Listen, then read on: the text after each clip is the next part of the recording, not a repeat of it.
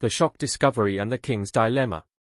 Before we begin, it is important to say clearly that this is a hypothetical and speculative scenario, inspired by constitutional theory and historical patterns, not confirmed real events. The purpose of this story is to explore what could happen if a shocking discovery ever threatened the foundations of a constitutional monarchy.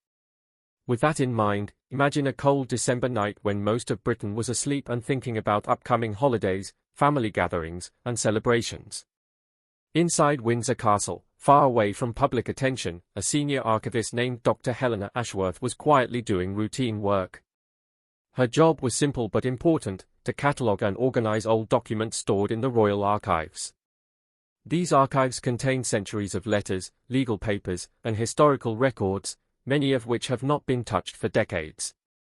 At around 2:30 in the morning on December 14th, while checking storage labels, Dr. Ashworth noticed a sealed container that appeared oddly placed. The label did not match the shelf record, and the container itself looked older than it should have been. Out of professional responsibility, she decided to open it. Inside, she found a large collection of documents dating from the early 1970s to the late 1980s. At first glance, they seemed like normal correspondence between royal household officials and government advisors. But as she read more closely, she felt a growing sense of alarm. These were not ordinary papers. The language was careful, coded, and strange. There were repeated phrases like, correcting the line, ensuring stability, and preventing unsuitable outcomes. The tone suggested secrecy and fear of exposure. Dr. Ashworth quickly realized that these documents were not just historical records but evidence of something far more serious. They appeared to describe efforts by powerful individuals to quietly influence the line of succession to the British throne. Understanding the seriousness of what she had found, she followed protocol and contacted the King's private secretary, Sir Clive Alderton, at 3:15 in the morning. Within less than an hour, Sir Clive arrived at Windsor Castle, and by early morning, the situation had escalated to the highest level.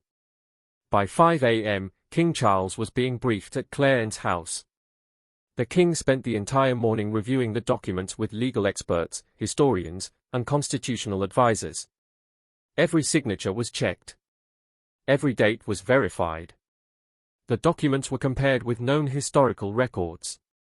By early afternoon, the conclusion was clear: the papers were authentic. If true, they suggested a long-running effort by unelected officials to shape the future of the monarchy in secret. King Charles now faced an impossible decision. He could choose silence, keeping the matter private while ordering a quiet internal review. This option would protect the monarchy from immediate scandal and avoid public panic. However, it also carried serious risks. If the documents ever leaked, it would look like a cover-up, damaging trust even more. The second option was immediate action. This would mean invoking rarely used royal powers, alerting the government, and opening the issue to public scrutiny. That path would bring chaos, media pressure, and questions about the legitimacy of the monarchy itself. But it would also show honesty and respect for constitutional principles. After hours of discussion and reflection, Charles chose transparency. By the evening of December 14th, he signed an emergency order invoking royal reserve powers that had not been used in modern times. This decision marked the beginning of a constitutional crisis unlike anything Britain had seen in generations. The king understood that whatever happened next could either strengthen the monarchy through truth or weaken it beyond repair. But he also believed that protecting the institution by hiding wrongdoing would ultimately destroy it. That belief guided his decision as the emergency order was signed and the machinery of investigation began to move. The emergency order and the investigation. The emergency order signed by King Charles was carefully written and legally reviewed, because every word mattered. It was formally described as a royal warrant of special authority, a tool that exists within constitutional theory but is almost never used in practice. These powers are often compared to a fire extinguisher behind glass, meant only for the most extreme situations, when normal systems are not enough. The order contained 5 main directives, each designed to secure evidence, protect the integrity of the monarchy, and involve democratic institutions in the process. The first directive placed all documents related to royal succession planning from 1970 onward under immediate protective custody. This meant that archives at Windsor Castle, Buckingham Palace, Clarence House, and other royal residences were sealed and guarded. Access was limited to approved investigators only. This step was necessary because the discovered papers mentioned other related documents that had been hidden in different locations. Without immediate action, evidence could have been destroyed or removed.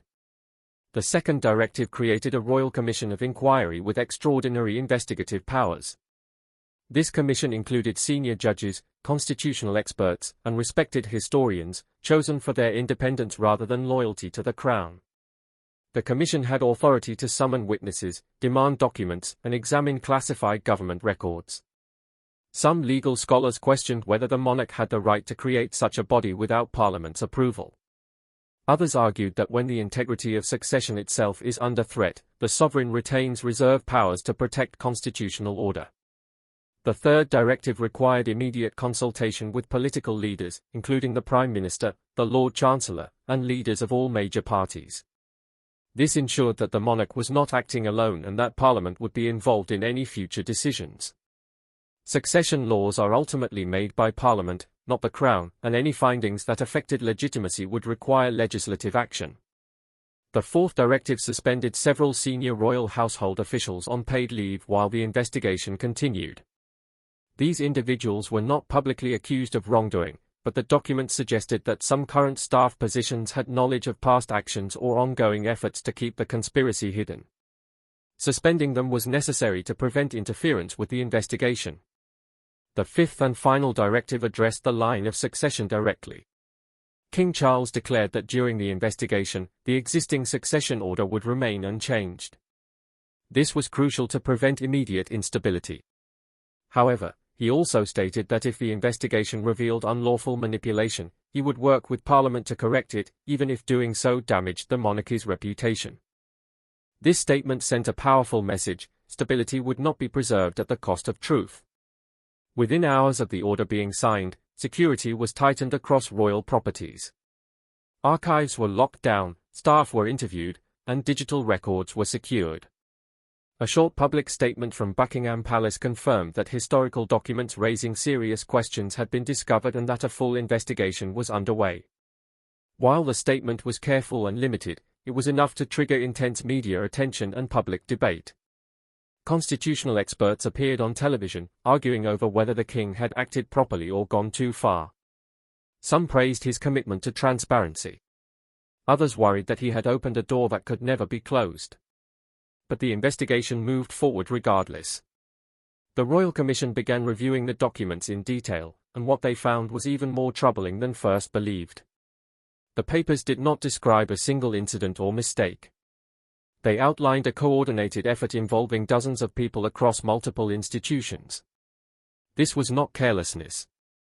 It was planning. It was secrecy. And it had lasted for decades. As the investigation continued, the full picture slowly emerged. The conspiracy appeared to have begun in the early 1970s, during a period of anxiety within the British establishment. Some senior figures worried about the future direction of the monarchy and believed certain individuals in or near the line of succession were unsuitable. Instead of trusting constitutional processes or public accountability, they chose secrecy. They formed an informal group, later referred to in documents as the Committee for Constitutional Continuity. The name sounded official, but in reality, the group had no legal authority. Its members included senior courtiers, civil servants, and legal advisors who believed they knew what was best for the monarchy. Their methods were subtle. First, they manipulated information. Reports given to the monarch about family members were selectively edited, highlighting flaws in some individuals while minimizing concerns about others. Over time, this shaped perceptions and decisions without open debate. Second, they interfered in personal relationships. Documents described efforts to encourage or discourage marriages, leak damaging information to the press, and create social pressure. The goal was to influence who had children and when, quietly shaping the future line of succession without breaking the law openly. Third, and most disturbingly, the group interfered with legal and administrative processes. They altered records, suppressed information, and provided biased legal advice. In at least 2 documented cases, information about potential claimants was hidden entirely. These actions crossed a clear line. Succession to the throne is governed by law, not personal judgment. The conspirators believed they were protecting the monarchy, but in reality, they were undermining its foundation. The documents showed that the conspiracy officially operated until the late 1980s, but later records suggested that its systems continued quietly. Procedures were maintained. Protocols were followed. New individuals inherited the mindset, even if they did not fully understand its origins. The sealed container discovered in the archives appeared to be an attempt to hide the most dangerous evidence. Someone chose to preserve the documents rather than destroy them, likely fearing exposure if too many people became involved. For more than 30 years, the plan worked. The evidence remained hidden until one archivist doing routine work uncovered it. When King Charles read the full findings, those close to him reported a mixture of anger and sadness. Anger at the betrayal of trust, and sadness that people his parents had relied upon were involved. The investigation raised painful questions. If unelected individuals could manipulate succession once, could it happen again? What does legitimacy mean if truth is hidden? Can an institution built on tradition survive full transparency? These questions had no easy answers. What was clear, however, was that secrecy had caused the greatest damage. The monarchy's strength had always rested on public trust and constitutional law. By choosing investigation over silence, King Charles placed that trust above comfort and stability. Whether such a decision would ultimately save or weaken the monarchy remained uncertain. But one lesson stood out clearly: no institution, no matter how old or respected, can remain legitimate if it fears the truth. In this hypothetical scenario, the emergency order was not a power grab. It was a test. A test of whether a modern monarchy could face its darkest secrets and still stand. The answer would not be decided by tradition alone, but by honesty, law, and the willingness to accept consequences. And that is why this story matters, not because it claims to describe real events, but because it asks a timeless question: when power and secrecy collide, does truth still matter? In December 2024, a discovery was made inside the royal archives that quietly changed everything. Deep within a sealed storage area, during a routine cataloging project meant to organize old royal documents, an archivist uncovered a container that was not supposed to exist. It was misfiled, mislabeled, and hidden among thousands of ordinary historical records. Inside that container were documents that described a secret, long-running conspiracy involving royal advisors, unelected officials, and powerful insiders who had operated behind the scenes of the British monarchy for more than 16 years. These were not rumors, opinions, or personal letters. They were written records, memoranda, and coordinated plans that showed deliberate efforts to influence royal family decisions, public narratives, and even matters connected to succession. When these documents were reviewed by senior officials, the seriousness of what they revealed became immediately clear. Within hours of being briefed, King Charles III signed an emergency order, bypassing normal slow-moving procedures, because this was not a normal historical issue. It was a threat to the constitutional foundations of the monarchy itself. The emergency order authorized a full royal commission, immediate security measures, and the preservation of all related evidence. This single decision marked the beginning of the most serious constitutional crisis Britain has faced in modern royal history. What made the discovery so shocking was not only the actions described in the documents, but the length of time they had gone undetected. For over a decade and a half, a small but powerful group had allegedly worked inside the royal system, influencing outcomes while remaining hidden from public oversight, parliamentary scrutiny, and even from the monarchs they claimed to serve. These individuals were not outsiders. They were trusted advisors, courtiers, legal consultants, and administrators whose loyalty had been assumed. The documents suggested that their loyalty was conditional, shaped by personal ambition, institutional protection, and a belief that they knew better than the public, Parliament, or even the Crown itself. The discovery forced an uncomfortable question into the open: if such a conspiracy could exist for so long without exposure, what did that say about accountability inside the royal household? The monarchy's authority does not come from force or fear. It exists because Parliament and the public accept that it operates within the law, following established constitutional rules. If those rules were secretly manipulated, then the moral and legal foundation of the monarchy is shaken. This is why Charles acted quickly. delay would have allowed doubt, rumors, and distrust to spread unchecked. The emergency order was not about protecting the monarchy's image.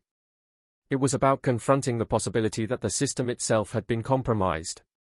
As the investigation began, constitutional experts were brought in to assess what the documents might mean. Their early conclusion was deeply troubling.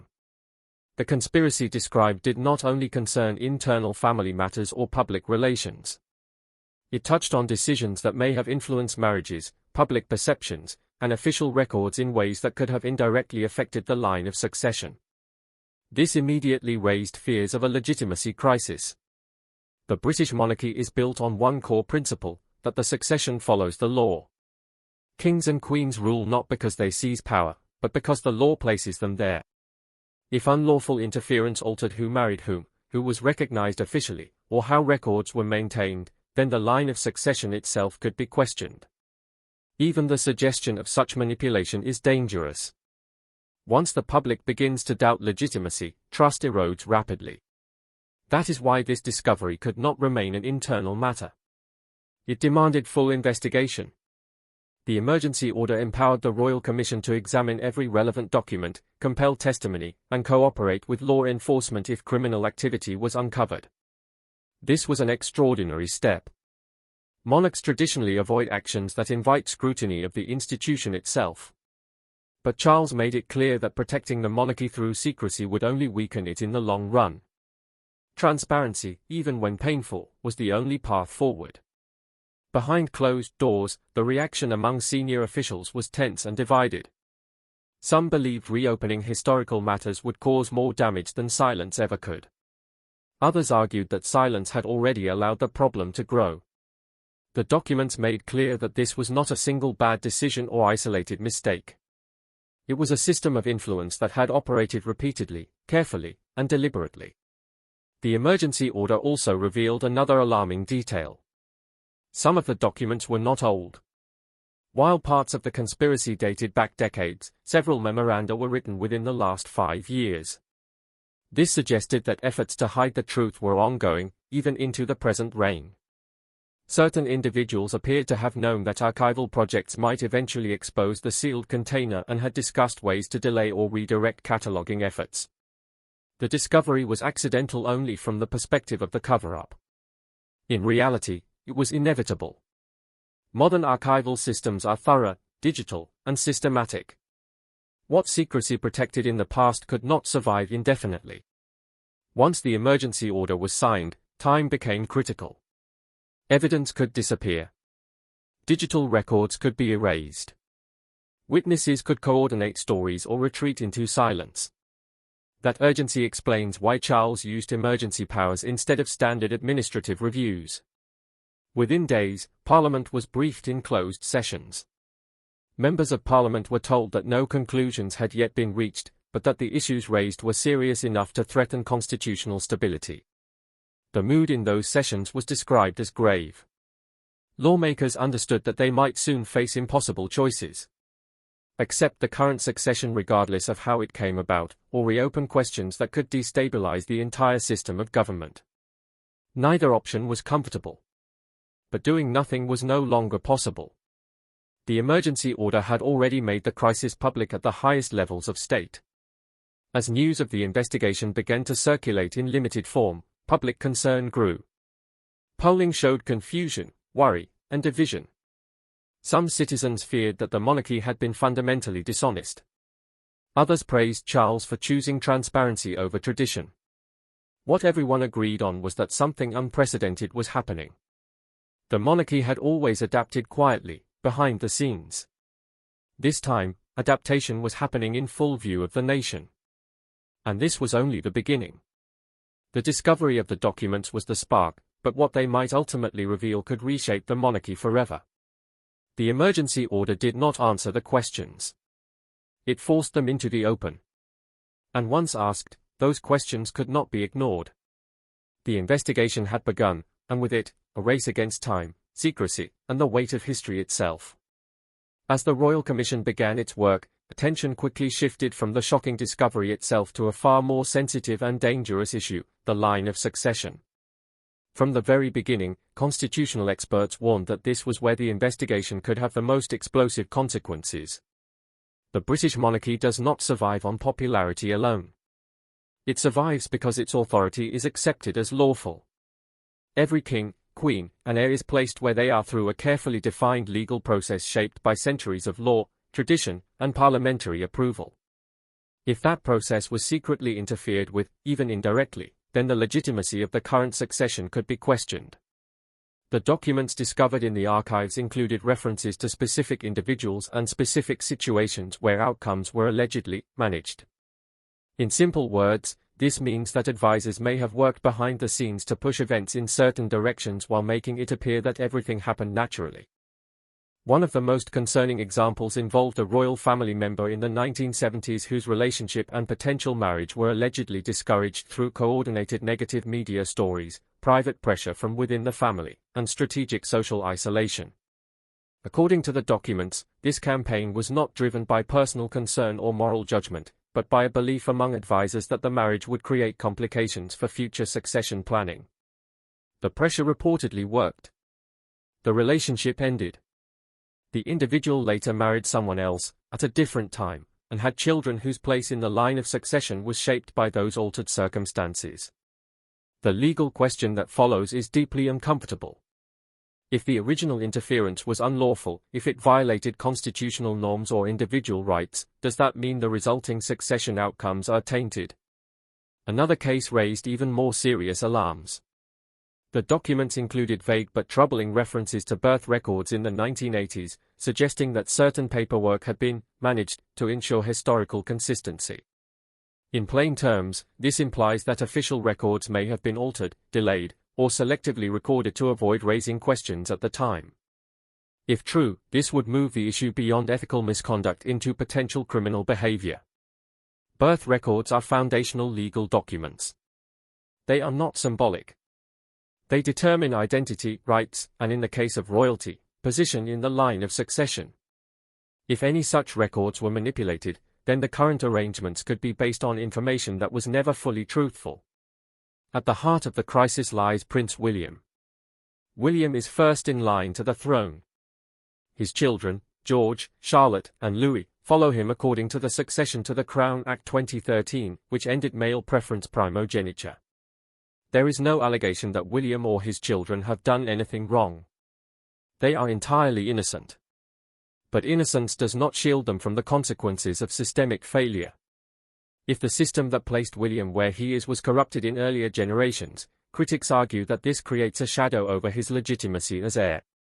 Supporters counter that William's position is secured by modern statute law passed by Parliament, and that statute law cannot be undone by uncovering private wrongdoing in the past. This disagreement lies at the center of the constitutional debate. On one side are those who argue that law is law. Parliament approved the current succession. Multiple acts of Parliament have recognized it. The matter is settled.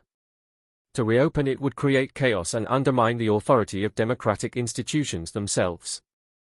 On the other side are those who argue that constitutional legitimacy cannot rest on fraud, secrecy, or manipulation. They claim that if Parliament acted based on incomplete or distorted information, then the legitimacy of those acts is weakened. According to this view, constitutional law is not just written statutes. It also includes unwritten principles, conventions, and moral authority. If those principles were violated, then the system must correct itself, no matter how uncomfortable that correction may be. This debate is not theoretical. It has real consequences. If the Royal Commission concludes that past interference materially affected succession outcomes, Parliament could be forced to confront options that have never been seriously considered in modern Britain. These could include reaffirming the current line of succession through new legislation, reforming the monarchy's role and oversight, or in the most extreme case, reconsidering the institution itself. King Charles understands this risk. That is why his emergency order emphasized investigation, not judgment. He has made clear that he will not preempt Parliament or attempt to control the outcome. His role, as he sees it, is to ensure that the truth is uncovered and that constitutional processes are respected. Behind the scenes, William has been fully briefed. Sources close to the royal household describe him as deeply shaken but supportive of his father's decision. William has reportedly said that truth matters more than protecting personal position. This stance reflects lessons learned from his mother's life and from decades of watching an institution struggle with transparency. William appears to believe that the monarchy can only survive by earning trust, not demanding it. That belief, however, does not make the situation any less painful. For William's children, the uncertainty is especially cruel. They are being raised with an understanding that their futures involve public service, duty, and responsibility. Now, those futures are clouded by questions that no parent can easily explain. The investigation does not mean they will lose their place. It means that their place depends on truths still being uncovered. Meanwhile, Parliament finds itself in a deeply uncomfortable position. Lawmakers must balance stability against integrity. Some argue that the public interest is best served by preserving the current system, regardless of past wrongdoing. Others argue that ignoring manipulation sends a dangerous message, that powerful people can bend the Constitution as long as they hide it long enough. The Prime Minister's position reflects this tension. In statements to Parliament, he has supported the investigation while carefully avoiding any suggestion that conclusions have already been reached. He has emphasized that any changes to succession or constitutional arrangements would require parliamentary approval. This careful language is deliberate. Markets, allies, and institutions are watching closely. Britain's constitutional stability is not just a domestic issue. It affects international confidence and the country's standing in the world. As the investigation continues, one thing has become clear. The question is no longer whether the monarchy faces a crisis. It is how deep that crisis goes, and whether the system is capable of confronting it honestly. The line of succession, once seen as fixed and unquestionable, is now subject to scrutiny in a way it has not been for generations. That scrutiny is painful, unsettling, and dangerous. But it may also be necessary. Because if legitimacy is to mean anything, it cannot survive on silence. And as the Royal Commission moves deeper into the evidence, the debate over succession is only intensifying. As the investigation deepened, it became clear that the conspiracy uncovered in the Royal Archives was not only a matter of the past. Evidence suggested that efforts to hide the truth had continued into recent years, transforming the situation from a historical scandal into an active crisis. Some of the most disturbing documents found in the sealed container were dated as recently as 2022. These papers showed that certain individuals within or connected to the royal household were aware of the original conspiracy and were actively working to protect it from discovery. They discussed legacy management, which in simple terms meant keeping the official historical story consistent, even if that story was incomplete or misleading. They referenced specific archives that needed to remain restricted, specific individuals who might reveal uncomfortable truths, and specific risks that could expose the past. Most alarming of all, these documents showed that someone knew the archival cataloging project could uncover the hidden container. There were discussions about delaying the work, redirecting staff, or ensuring that only trusted individuals had access to sensitive materials. These efforts failed not because the cover-up ended voluntarily, but because modern archival systems are thorough and because the discovery happened sooner than expected. Once King Charles signed the emergency order, the situation escalated rapidly. Those who had been involved in hiding the truth faced a choice. They could cooperate and hope for leniency, or they could continue resisting and risk far greater consequences. In the days immediately following the order, several suspicious events occurred. Computer systems containing historical personnel records experienced unexplained failures. Some former household officials could not be located for initial interviews, having abruptly left their residences. There was even an attempted break-in at a government archive facility connected to royal administration records. These incidents raised serious concerns. Digital forensic experts later concluded that at least some of the computer failures were deliberate acts of sabotage rather than technical accidents. Security around archives was increased, and law enforcement agencies were brought in to assist. This marked a turning point. What began as a constitutional investigation now clearly involved potential criminal behavior. King Charles reacted with visible anger when briefed on these developments. He had specifically chosen transparency and lawful investigation over secrecy. The attempts to interfere suggested that some individuals still believed they were above the law. In response, Charles expanded the emergency order, granting investigators broader authority and explicitly authorizing cooperation with police and prosecutors. This decision was significant. It meant that criminal charges were now a real possibility, even for people who had served the monarchy faithfully in other ways. Charles made it clear that loyalty to the institution could not excuse participation in unlawful activity. This stance sent a powerful message. Truth and accountability would come before protecting reputations. As criminal investigations began alongside the Royal Commission's work, the scale of the problem became clearer. Potential charges under consideration included misconduct in public office, conspiracy to defraud, and perverting the course of justice. These are serious offenses with serious penalties. Some critics argued that prosecution would be unfair given the passage of time and the complexity of proving intent. Others insisted that without legal consequences, the lesson would be that powerful people can break the rules without consequence as long as they hide their actions long enough. Charles chose not to interfere. He left decisions about prosecution to independent authorities, reinforcing his commitment to constitutional norms.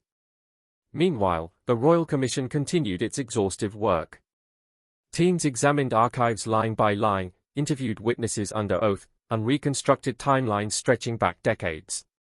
Several individuals came forward voluntarily, breaking years of silence. These whistleblowers described a culture of fear, misplaced loyalty, and belief that protecting the monarchy justified extraordinary actions. Their testimony expanded the scope of the investigation, revealing a wider network of complicity than originally suspected. Each new disclosure added complexity but also clarity. The conspiracy had survived because so few people knew the full picture and because those who knew were discouraged from speaking. Now that silence was breaking. Public reaction continued to evolve. Early polling showed a divided nation. Some citizens felt betrayed, questioning whether the monarchy deserved continued support. Others expressed admiration for Charles's handling of the crisis, seeing his transparency as evidence that the modern monarchy could reform itself. Younger Britons, already more skeptical of inherited institutions, watched closely. For them, this crisis symbolized broader concerns about unaccountable power and elite decision-making. International observers also paid attention. Britain's monarchy is not just a domestic institution. It plays a role in diplomacy, national identity, and global perception. How this crisis was handled would affect Britain's credibility abroad. Within the royal family, the emotional toll was significant. William remained publicly silent but privately supportive. He understood that his own future depended not on denial, but on truth. His children were shielded from media speculation as much as possible, but uncertainty hung over their lives. For Charles, the crisis represented a defining moment of his reign. After waiting decades to become king, he now faced the possibility that his legacy would be shaped not by ceremony, but by confrontation with uncomfortable truths. In private conversations, Charles reportedly expressed a clear belief: the monarchy exists to serve the nation, not itself. If the truth revealed fundamental corruption that required reform or even raised questions about the monarchy's future, then those questions deserved honest answers. This philosophy is rare among institutions built on tradition. It is also risky. Full disclosure could weaken public support in the short term. But Charles appears to believe that secrecy would be far more damaging in the long run. As the investigation continues, Parliament will play a central role. Any changes to succession law, oversight mechanisms, or constitutional arrangements must involve democratic approval. Some lawmakers see this as an opportunity for comprehensive reform. Proposals include clearer oversight of the royal household, formal accountability structures, and even codifying aspects of the monarchy's role in written law. Others warn against moving too quickly, arguing that overcorrection could destabilize an institution that still provides continuity and national unity. What is certain is that the era of minimal oversight is ending. The crisis has exposed weaknesses in how the monarchy is administered and supervised. Reforms are inevitable. The only question is how far they will go. The next several years will be critical. Findings from the Royal Commission, outcomes of criminal investigations, and parliamentary decisions will shape not only the monarchy's future, but Britain's constitutional identity. The emergency order that began this process was not an endpoint. It was a beginning. King Charles forced a conversation that Britain had long avoided. What kind of monarchy does the nation want? One built on tradition alone, or one grounded in transparency, accountability, and law? The answer will determine whether the monarchy adapts and survives, or fades into history as a relic of a less accountable age. The truth is coming out. And with it, a moment of national reckoning that will define Britain's future for generations to come.